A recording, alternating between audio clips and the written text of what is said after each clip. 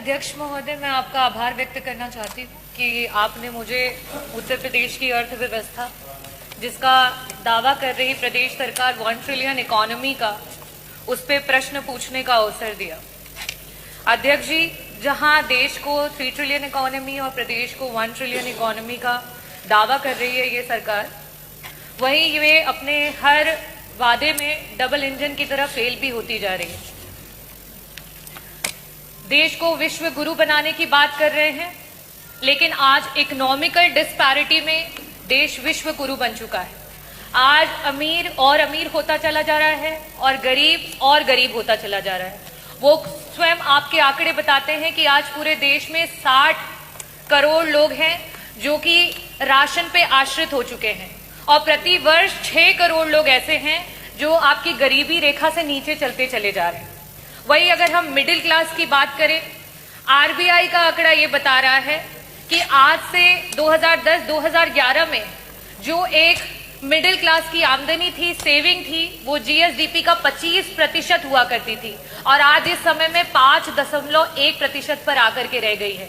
आज गरीब के पास कोई पैसा, आज मिडिल क्लास के पास कोई पैसा नहीं है उसकी पॉकेट में बचाने के लिए। वही अगर मैं बात करूं महिलाओं की, तो नियमित वेतनभोगी जो हमारी महिलाएं 22% थी, आज कहीं ना कहीं वो 22% से गिर के 16% पे आ चुकी हैं। हम 1 ट्रिलियन इकोनॉमी की अर्थव्यवस्था की बात कर रहे हैं, लेकिन हमारी 6 करोड़ की आबादी प्रति वर्ष गरीबी रेखा के नीचे चलती चली जा रही है।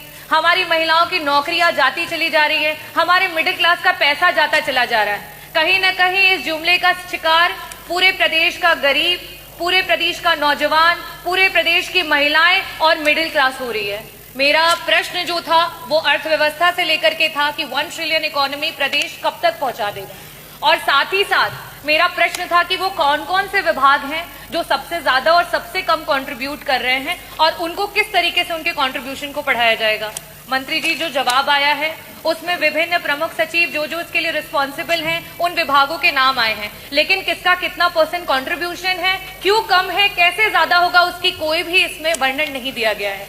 मंत्री जी, जो डेटाज अवेलेबल हैं आपके और गवर्नमेंट के, उसके अनुसार एग्रीकल्चर डिपार्टमेंट, इंडस्ट्रियल डिपार्टमेंट और एम्प्लॉयमेंट, ये तीनों मिलकर के ही हमारी अर्थव्यवस्था को सुधार कर सकता है। और आज स्थिति ये है कि अगर हम पिछले वर्ष से अभी के ग्रोथ रेट की बात करें, अगर जिस ग्रोथ रेट से हम चल रहे हैं, आज से आगे आने 20 से 25 सालों में भी हम 1 ट्रिलियन इकोनॉमी तक नहीं पहुंच सकते हैं। हमें 20% ग्रोथ रेट की आवश्यकता है और यहाँ हमारा ग्रोथ रेट 10%, मीन अगर हम देखें तो सिर्फ वहां तक पहुंच पाया।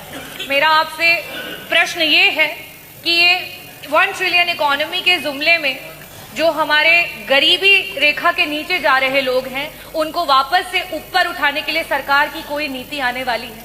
जो हमारी मिडिल क्लास है, जिसकी 25% जीएसडीपी तक की सेविंग्स हुआ करती थी, आज 5% हो गई है, उस मिडिल क्लास की पॉकेट से वापस भरने के लिए क्या सरकार की कोई नीति आने वाली है? जो हमारी महिलाएं 22% तक थी, उन्हें बढ़ा करके आगे लेकर के जाना चाहिए, आज 16% पे आ चुकी हैं। उन महिलाओं को वापस से नौकरी पे लाने के लिए सरकार की कोई योजना है? और साथ ही साथ मंत्री जी, विभागों का वर्णन आपने तो नहीं दिया, मैं आपसे दूसरा यह सवाल करना चाहूंगी कि एग्रीकल्चर डिपार्टमेंट को 4 गुना काम करना पड़ेगा, हमारे इंडस्ट्री डिपार्टमेंट को 3.5 गुना काम करना पड़ेगा और एम्प्लॉयमेंट रेट को 4 गुना काम करना पड़ेगा। जब आप पिछले 2017 से लेकर के 2025 तक उस ग्रोथ रेट को नहीं कवर कर पाए हैं, तो आगे आने वाले समय में आप 5 साल का दावा कर रहे हैं कि 5 साल में आप 1 ट्रिलियन इकोनॉमी बनाएंगे, आप कैसे बनाएंगे? और मैं पूरी उम्मीद करती हूँ कि मंत्री जी जब भी जवाब देते हैं बहुत ही डेटास के साथ देते हैं। मैंने जिस तरीके से जीएसडीपी का 25% का डेटा रखा है, महिलाओं का डेटा रखा है, साथ में गरीबी रेखा से प्रति वर्ष जिस तरीके से लोग नीचे आते जा रहे हैं उनका डेटा रखा है, मैं पूरी उम्मीद करती हूं कि उस डेटास के साथ ही जवाब मिलेगा। बहुत बहुत धन्यवाद।